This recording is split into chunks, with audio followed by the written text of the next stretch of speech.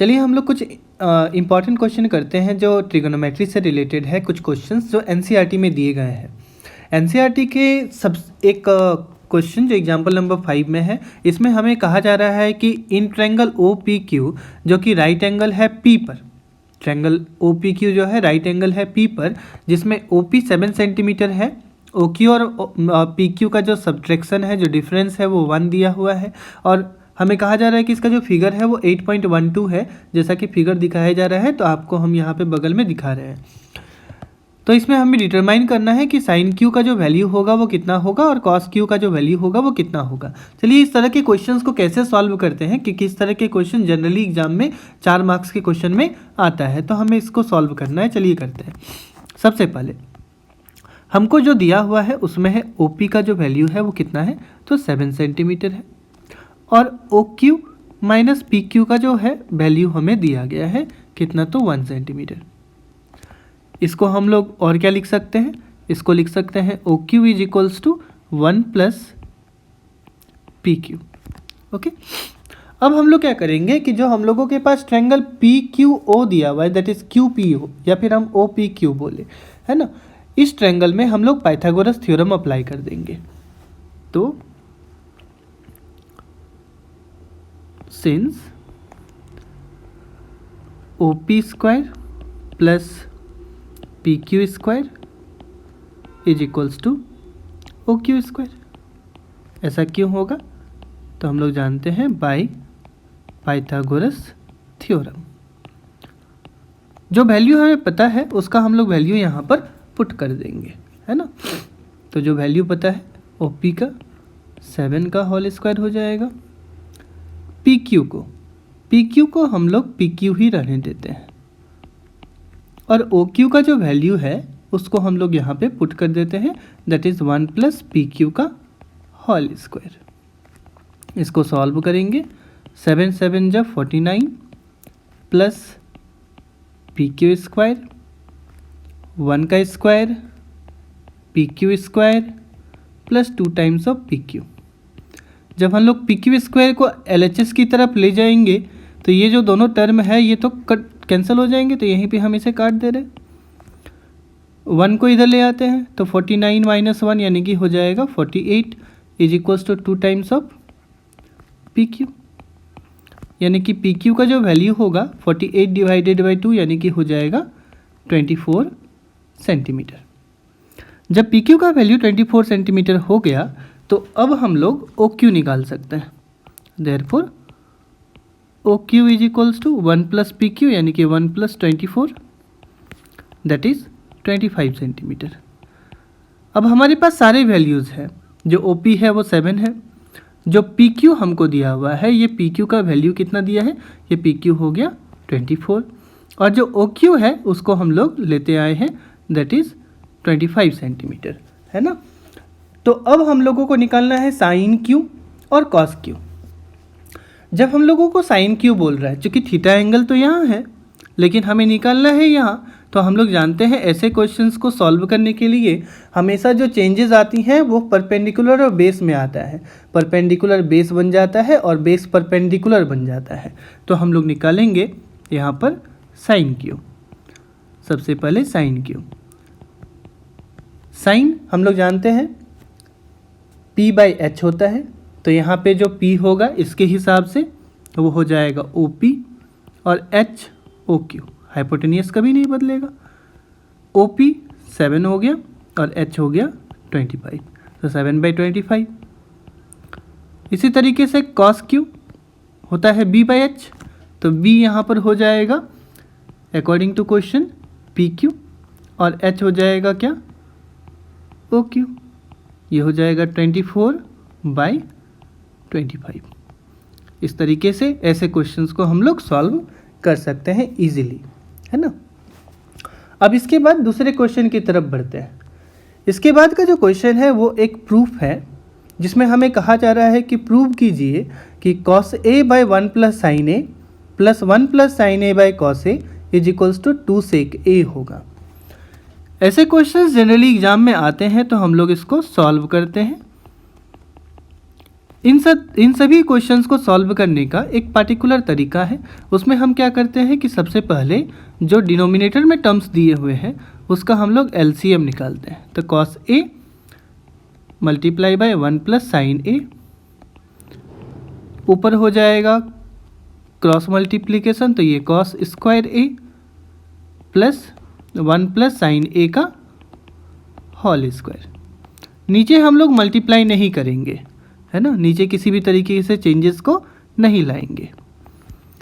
ऊपर हो गया cos square A plus 1 plus sine A का होल स्क्वायर, लिख सकते हैं 1 का स्क्वायर यानी कि 1, साइन ए का स्क्वायर यानी कि sine square A plus 2 times of sine A by cos A into 1 plus sine A. Cos square A और 1 प्लस और साइन स्क्वायर ए, इसका जो वैल्यू होगा ये कितना हो जाएगा, तो 1, पहले से 1 है और फिर 2 साइन ए है, हम लोग आइडेंटिटी लगाए by cos A into 1 plus sine A. इसको यदि हम लोग सॉल्व करें तो इसको लिख सकते हैं 2 plus 2 sine A by cos A into 1 plus sine ए।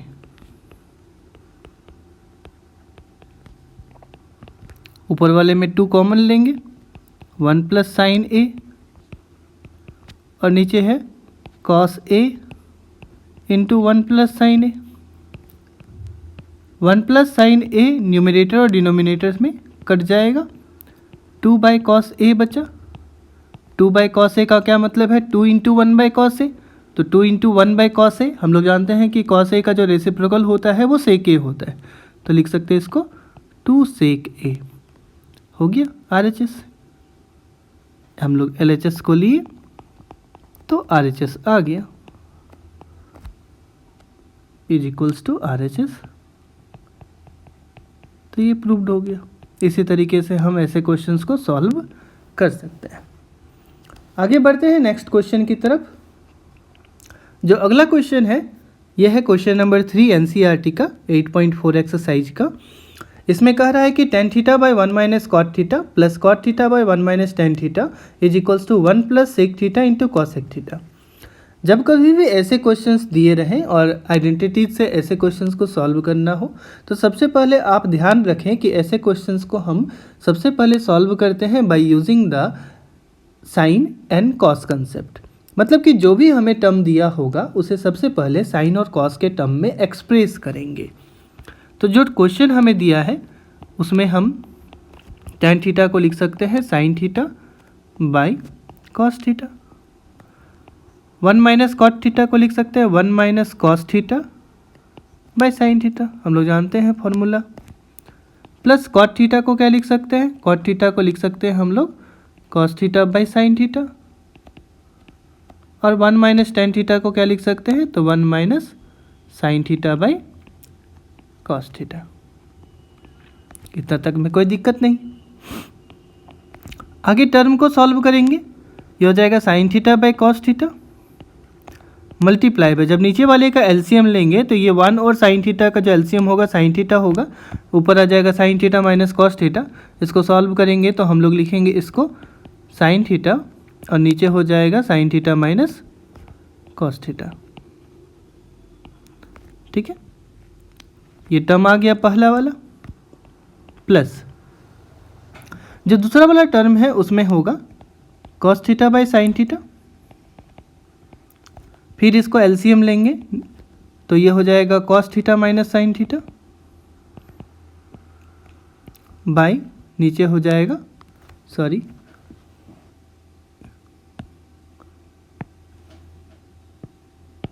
यहाँ ऊपर आएगा कॉस थीटा और नीचे आएगा एलसीएम, यानी कि यहाँ हो गया कॉस थीटा और यहाँ हो जाएगा cos theta minus sine theta. इसको भी हम लोग ब्रैकेट में इनक्लोज किए। इसको हम लोग लिख सकते हैं ऊपर वाले को साइन स्क्वायर थीटा और जो नीचे वाला है उसका हम लोग प्रोडक्ट कर लें तो ऐसे लिख सकते हैं cos theta into sine theta minus cos theta, plus ऊपर हो गया इसमें कॉस स्क्वायर थीटा और नीचे हो गया sign theta into cos theta minus sine theta. अब इस टर्म को आप ध्यान से देखिए। ऐसे टर्म्स में क्या होता है कि देख रहे हैं हम लोग जो डिनोमिनेटर में जो पहला टर्म है उसमें है sign theta minus cos theta और कॉस स्क्वायर थीटा के साथ है cos theta minus sine theta. जब हम लोग एलसीएम लेंगे ना तो एलसीएम जो है ऐसे केसेस में बहुत बड़ा हो जाएगा।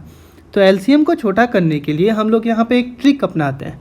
वो ट्रिक क्या है कि cos theta minus sine theta को हम लोग ऐसा एक्सप्रेस करते हैं कि वो sign theta minus cos theta में चेंज हो जाए। तो इसको हम लोग लिख सकते हैं sign square theta by cos theta into sine theta minus cos theta, minus common ले लिए, ऊपर cos square theta sine theta, ये टर्म चेंज हो गया, अब हो गया ये sign theta minus cos theta. इतना तक में कोई दिक्कत नहीं है।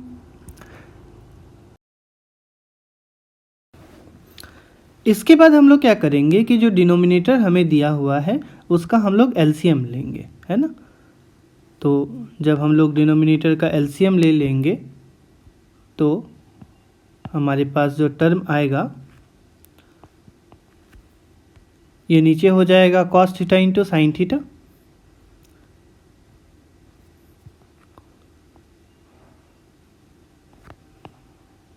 Cos theta into sine theta और sine theta minus cos theta का प्रोडक्ट।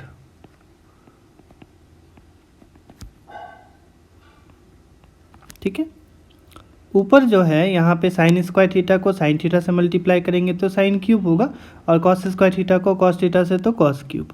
ये हो गया sine cube theta minus cos cube theta.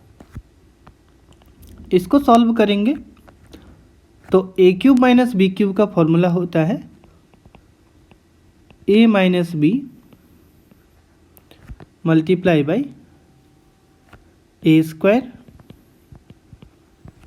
Plus B square plus A B, यानी कि sine theta into cos theta.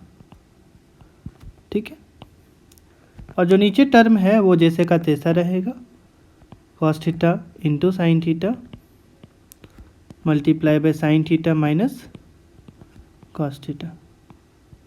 ये जो टर्म होगा ये कैंसिल आ जाएगा। अब ऊपर में sine square theta plus cos square theta को हम लिख सकते हैं 1 plus sine theta into cos theta और नीचे में cos theta into sine theta ही सिर्फ बचा है। ठीक है, टर्म को हम क्या लिख सकते हैं, इसको लिख सकते हैं 1 by cos theta into sine theta into plus हो जाएगा यहाँ पर sign theta into cos theta by cos theta into sine theta.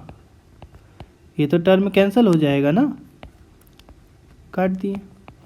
1 by cos theta इसको लिख सकते हैं इंटू 1 बाय साइन थीटा लिख सकते हैं प्लस 1, इसको और लिख सकते हैं क्या, 1 बाय कॉस थीटा को लिख सकते हैं हम लोग सेक थीटा और 1 बाय साइन थीटा को लिख सकते हैं कॉसेक थीटा प्लस 1, यही RHS है। तो हो गया प्रूव्ड। ठीक है, इसी तरीके से नेक्स्ट क्वेश्चन हम लोगों को प्रूव करना है। अगला क्वेश्चन हमें कह रहा है कि cos A minus sine A plus 1 by cos A plus sine A minus 1 is equals to दिखाना है हमें सॉल्व करके cosec A plus cot A. और हमें इसमें एक हिंट दिया हुआ है, बोल रहा है कि आप इस आइडेंटिटी का यूज़ करिएगा।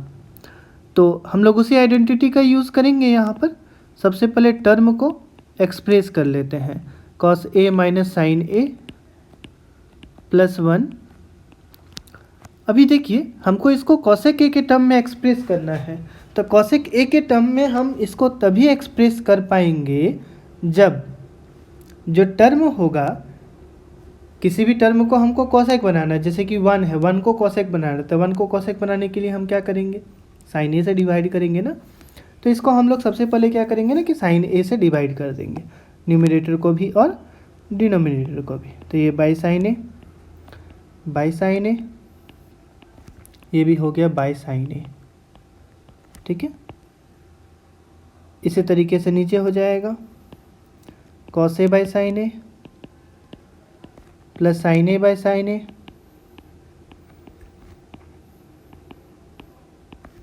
माइनस 1 बाई साइन ए, ठीक है।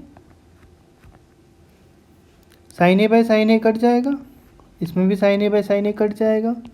जो टर्म आएगा cos A by sine A, इसको हम लोग लिख सकते हैं क्या, cot A minus 1 plus cosec A, लिख सकते हैं ना इतना। इस वाले टर्म को क्या लिख सकते हैं, इसको लिख सकते हैं हम लोग cot A plus 1 minus cosec ए।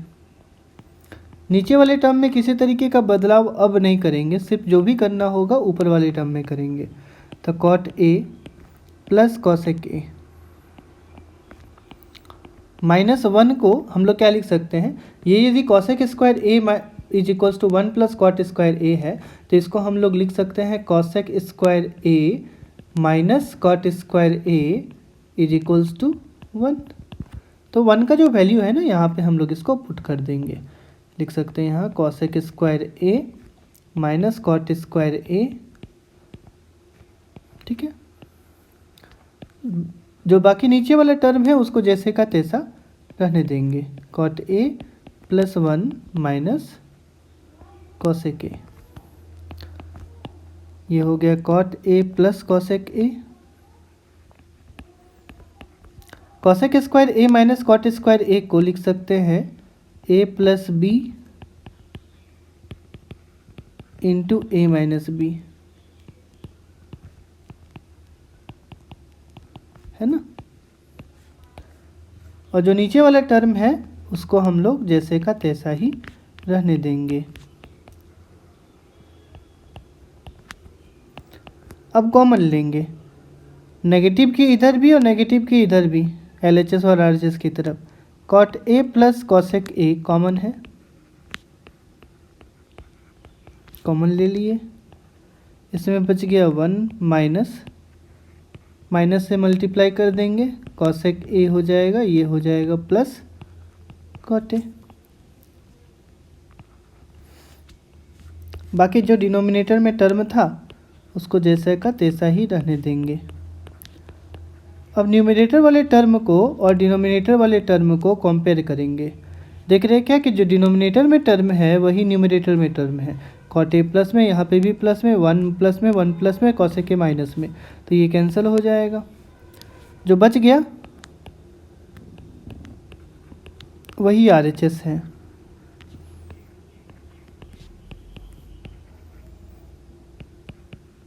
यही प्रूव करना था, तो हो गया प्रूव्ड।